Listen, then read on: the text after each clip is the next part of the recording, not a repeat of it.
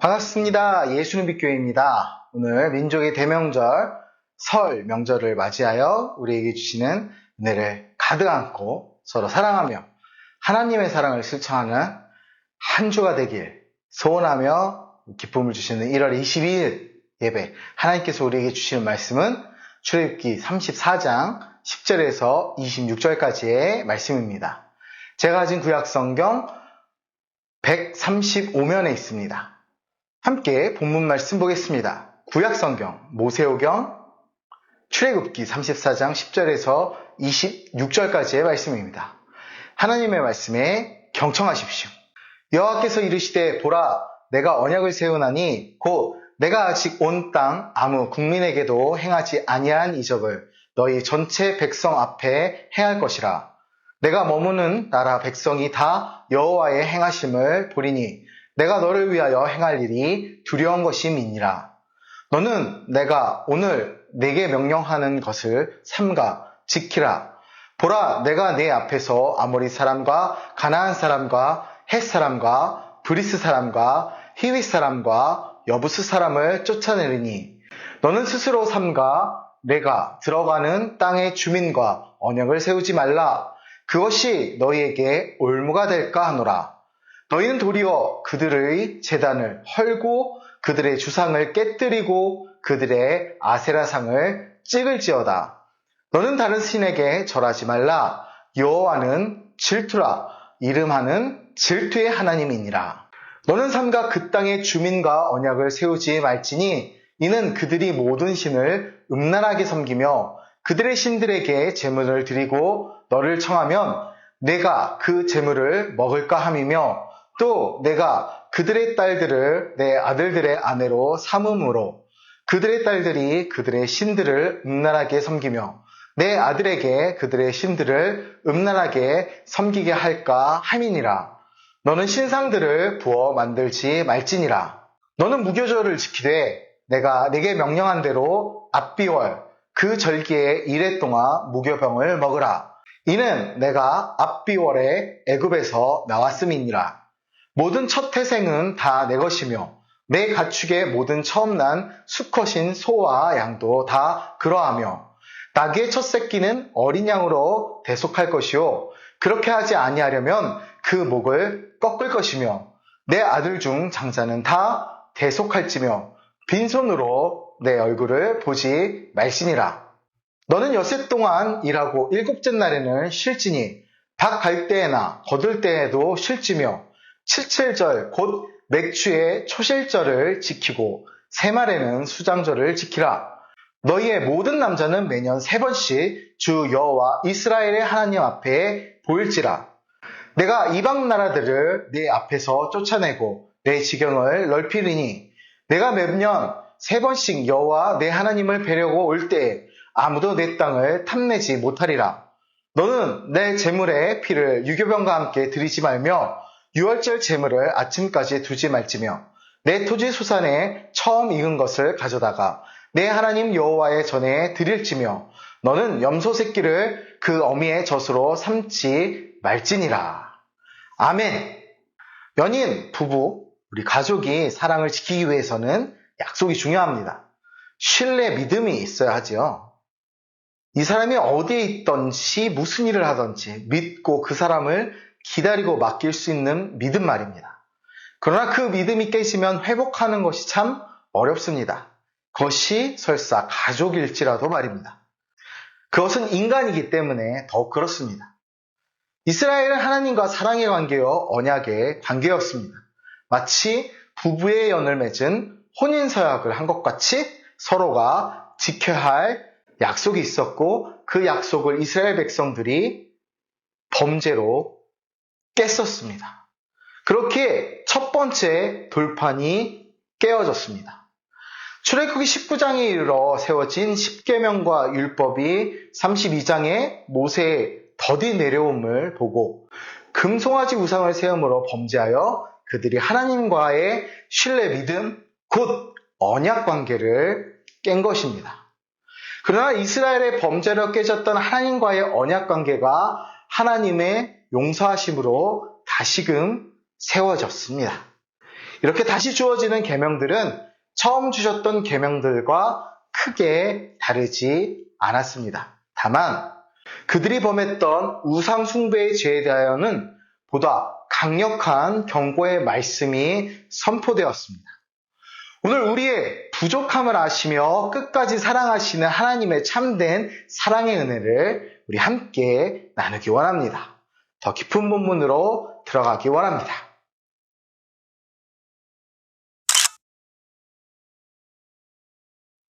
오늘 본문의 시작이 이렇습니다. 내가 언약을 세우나니 아너티 코레트 베리트.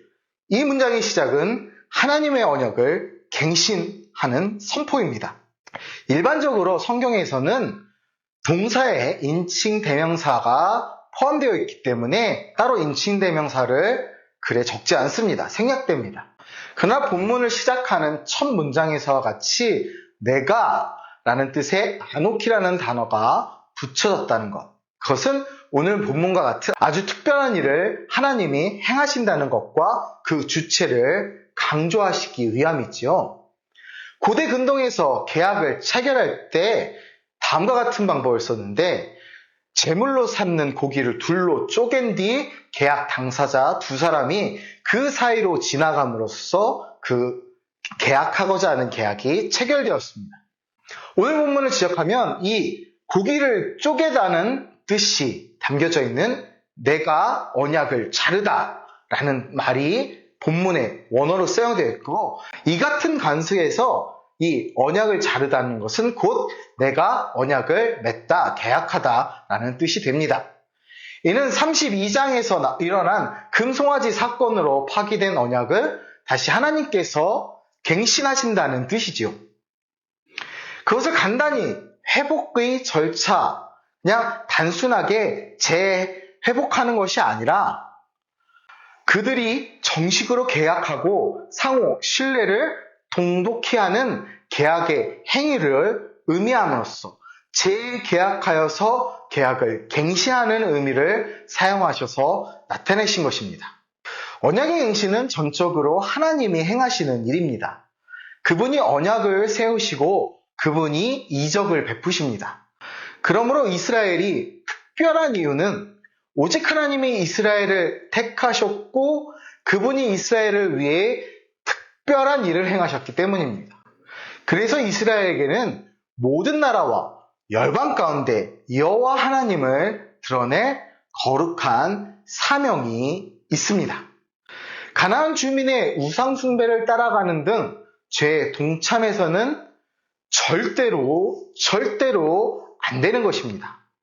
하나님은 우리를 위해 언어와 문화, 방법을 주셨고 그 하나님의 넓은 사랑과 배려 그리고 그를 통한 언약으로 우리는 살아갈 수 있습니다. 마찬가지로 그리스도인 된 우리에게는 하나님의 일하심을 드러낼 거룩한 사명이 있습니다. 그렇게 세상을 닮아 가서는 안 되지요. 약속은 깨라고 있는 것, 그런 말을 하는 사람이 있습니다. 겉과 속을 다르게 하라는 말이 있죠. 자기 속을 드러내면 안 된다. 적당히 연기할 줄 알아야 한다고도 합니다. 세상에서 그렇게 얘기합니다. 그들과 모든 것을 똑같이 하는 것이 과연 하나님의 거룩한 백성의 모습일까요? 우리도 그들과 똑같이 세상의 방법으로 살아가야 할까요? 우리는 하나님께 받은 약속, 언약 사랑의 모습으로, 언약의 사랑의 모습으로 거룩하게 구별되어 하나님의 베푸심은 놀라운 은혜와 사랑을 세상에 드러내야 합니다.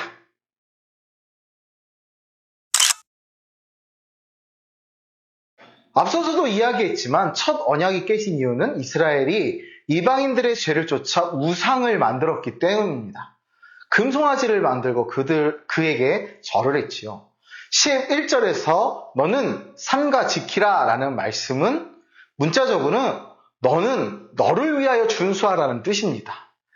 곧 이는 하나님을 위한 것이며 동시에 이스라엘 백성들을 위한 하나님의 사랑의 명령입니다. 그렇게 하나님은 언약을 갱신하실 때 다시는 같은 범죄를 행하지 않도록 구체적으로 경고하십니다.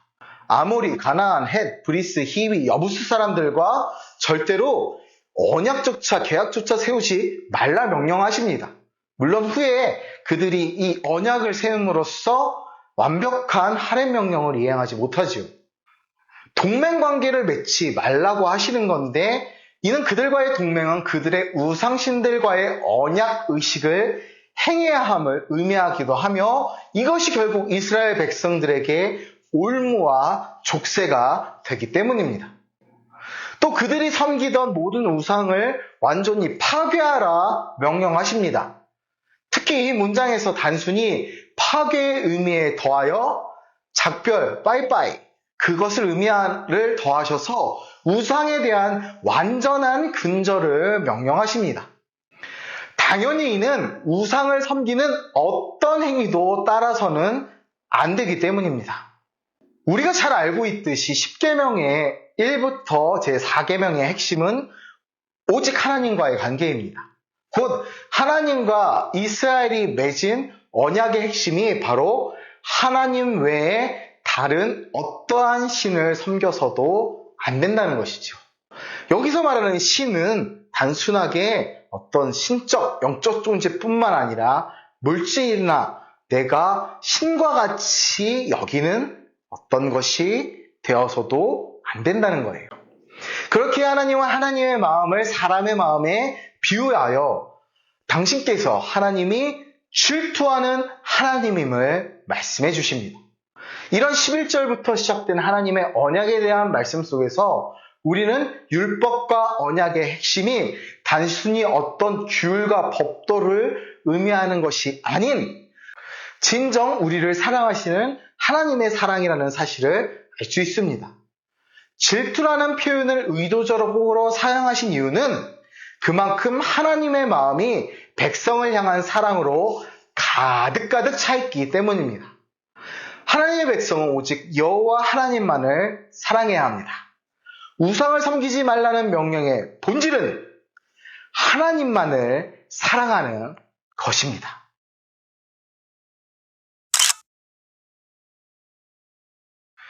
이어서 하나님은 절기에 관한 계명을 언급하시지요. 우리가 해야 할 일에 대한 언급입니다. 이스라엘은 출애굽을 기억하며 무교절, 안식일, 칠칠절, 수장절을 지켜야 했습니다. 3개의 절기와 일주일에 한 번의 안식일을 지켜야 했죠. 이를 정리해보자면 첫 번째 절기는 유월절, 오늘 본문에서는 무교절, 또 다른 말로는 보리 처실절이라고 합니다. 이 기간은 보리의 첫 이삭을 바치는 날입니다.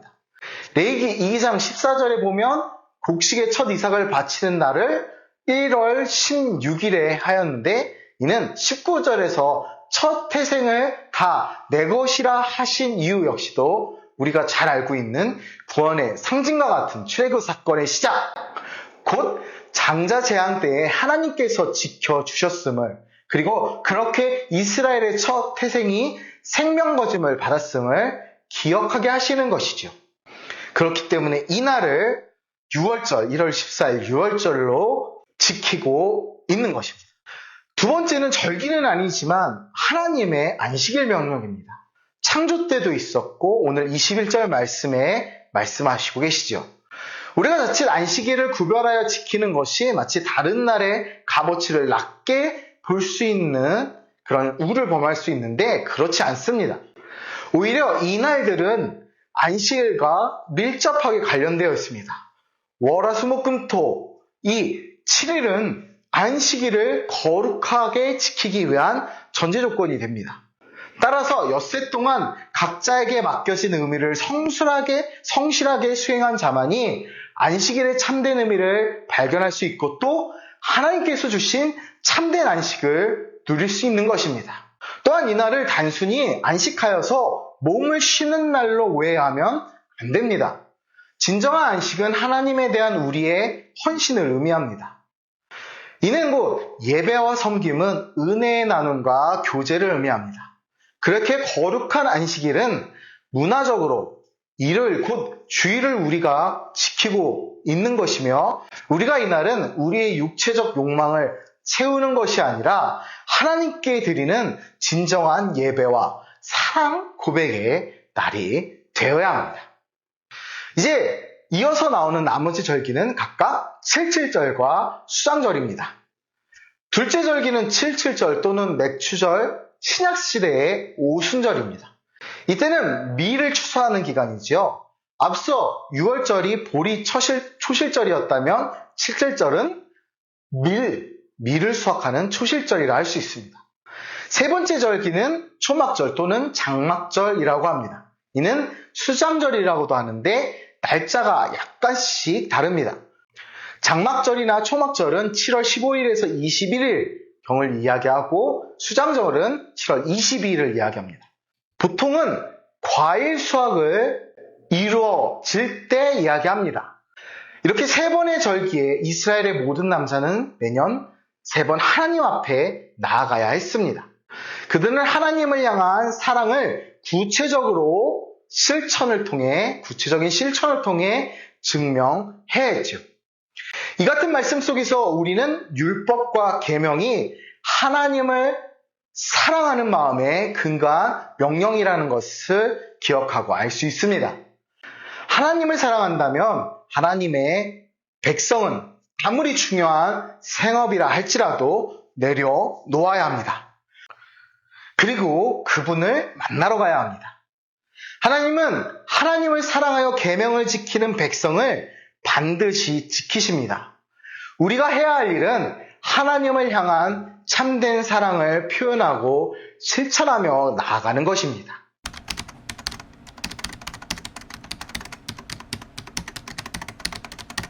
하나님의 백성에게는 하지 말아야 할 것과 해야 할 것이 있지요.